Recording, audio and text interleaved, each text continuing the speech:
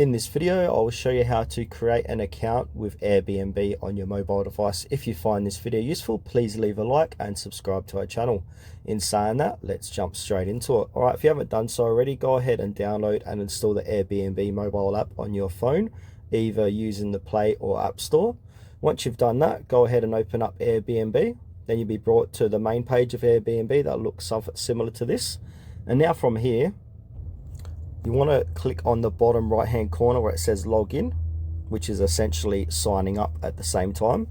So under login, you've got sign up. So click on sign up, and then you'll be brought to a page that looks like this. So you can either use your mobile device, like your phone number here, or you continue with email, Facebook, Google, or Apple. So in this demonstration, I'm going to click on continue with Google. And now I'm going to choose which email account I'd like to connect with. So I'm going to click on Tutorial Wiz. And now from here, you want to add in your first name, surname, your date of birth. Your email is already filled in. Then click on agree and continue. All right, I've filled out that form. So I'm going to click on agree and continue. Then you'll be brought to a page that looks like this. Click on agree and continue again.